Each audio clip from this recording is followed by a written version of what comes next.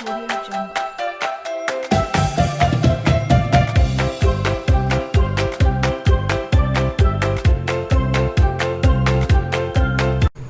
Hello अस्सलाम वालेकुम viewers, कैसे हैं आप सब? ठीक हैं, उम्मीद है सब खैरियत से होंगे।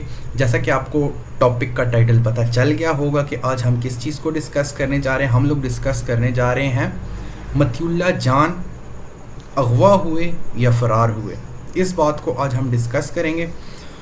टॉपिक को आगे कंटिन्यू करने से पहले आपसे एक रिक्वेस्ट करूँगा कि मेरी वीडियो को लाइक कर दें और चैनल को सब्सक्राइब कर दें। तो चलते हैं हम टॉपिक की तरफ। सबसे पहली बात तो मैं छोटा सा एक इंट्रोडक्शन करवा देता हूँ मतीउल्लाह जान साहब का, कि मतीउल्लाह जान साहब कौन है। मतीउल्लाह जान साहब जो हैं एक जर्नलिस्ट हैं और काफ़ी सीनियर जर्नलिस्ट हैं। मुख्तलिफ़ चैनल्स पे वो एंकर का भी रोल करते हैं। ठीक हो गया। कुछ दिनों पहले बहुत ही एक अजीब सा वाक़या रोनुमा हुआ, जिसकी मैं बज़ाते ख़ुद शदीद मज़म्मत करता हूँ। ऐसे नहीं होना चाहिए था। हुआ ऐसे कि वो अपनी वाइफ़ को स्कूल छोड़ने गए और जैसे ही उन्होंने अपनी वाइफ़ को स्कूल छोड़ा, 2 या 3 गाड़ियों में हाफ़ दर्जन से ज़्यादा लोग आए और उनको तशद्दुद का निशाना बना के उनको गाड़ी में डाला गया और उनको अगवा करके कहीं ले गए। ठीक हो गया।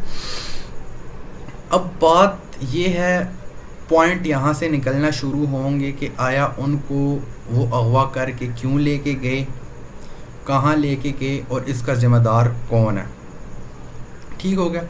इससे पहले कि ये सिलसिला शुरू हुआ, आपको मैं इसके बैकग्राउंड पे ले जाता हूँ कि इसके बैकग्राउंड पर कुछ ऐसी बातें हैं जिससे हम कह सकते हैं कि आया मतीउल्लाह जान साहब फ़रार हुए या अगवा हुए।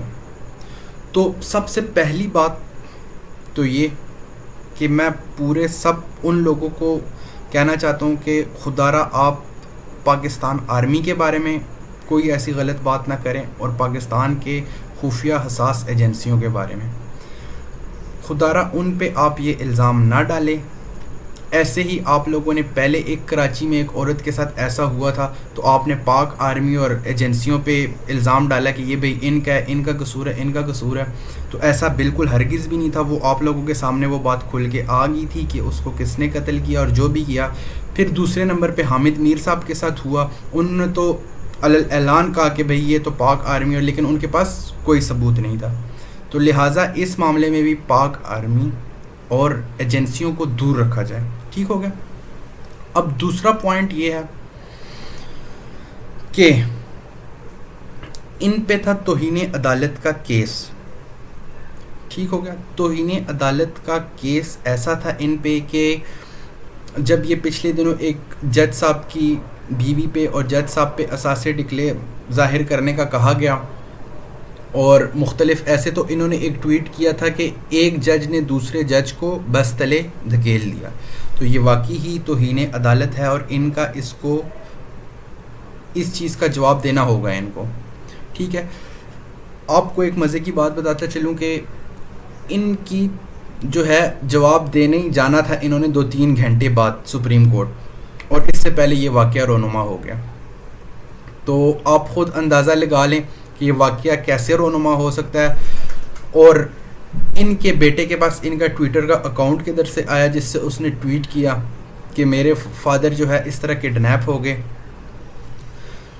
और मज़े की बात आपको बताता चलूँ कि सलीम साफ़ी साहब ने भी कतई ताल्लुकी का इजहार कर दिया कि मैं पर्सनली ये मेरे से सख्त इख्तलाफ रखते थे, लेकिन मैं शदीद मज़म्मत करता हूँ। और उन्होंने यहाँ तक कि आसिम सलीम बाजवा साहब को भी और इत्तलात के जो दूसरे वज़ीर हैं उनको भी बीच में रगड़ दिया अपने ट्वीट में सलीम साफ़ी साहब ने। तो मैं सलीम साफ़ी साहब को कहना चाहता हूँ कि सलीम साफ़ी साहब, अल्लाह आपको खुश रखे। और तो मैं कुछ कह नहीं सकता आपके बारे में, क्योंकि काफ़ी सारे आपके केसेस ऐसे और भी हैं। सलीम साफ़ी साहब ने जो है हुकूमत पे भी काफ़ी तनकीद की है अपने एक ट्वीट में। उन्होंने कहा है कि हम जो है हुकूमत को तो गुस्सा आएगा, क्योंकि हम तनकीद करते हैं कि उनके हुकूमत में इतने अच्छे अगवाकार भी हैं और इतने अच्छे वो भी हैं, लोग भी हैं जो एक बंदे को अगवा करते हैं और बग़ैर किसी मुआवजे के, बग़ैर किसी तावान के उसको वापस छोड़ जाते हैं। तो इस पर हुकूमत को गुस्सा آئے گا ہی کہ اتنے اچھے لوگ بن رہے ہیں اور اتنی اچھی حکومت ہے. تو یہ انہوں نے سلیم صافی صاحب نے ایک بہت بڑی تنقید کی ہے حکومت پہ. اور آپ کو یہ بھی پتہ ہونا چاہیے کہ سلیم صافی صاحب کا اشارہ کس طرف تھا اور ان کی نظریں کس طرف تھی کہ اس چیز کا ذمہ دار وہ کس کو ٹھہرا رہے ہیں. اب سب کو اس چیز کا پتہ ہونا چاہیے. اور ایک بات میں بتاتا چلوں, بچ کے رہیں ایسے لوگوں سے. کیسے لوگوں سے؟ جو پاکستان آرمی پہ تنقید کرتے ہیں, جو پاکستان آرمی کی ایجنسیوں پہ تنقید کرتے ہیں, انٹیلیجنس ایجنسیوں پہ. ان لوگوں سے بچ کے رہیں, کیونکہ عراق والوں نے بھی یہی کیا تھا. اور آج آپ ان کا حال دیکھ لیں, وہاں پہ کھنڈرات پڑے ہوئے ہیں, کھنڈرات بنے ہوئے ہیں. تو ایسے لوگوں سے بچ کے رہیں. اور آگے دیکھتے ہیں کہ مطیع اللہ جان صاحب کا کیس کہاں تک پہنچتا ہے اور کیا ہوتا ہے اس کا. مزید جاننے کے لیے ہمارے چینل کو سبسکرائب کریں اور ہمارے ساتھ ان ٹچ رہیں. والسلام, اللہ حافظ.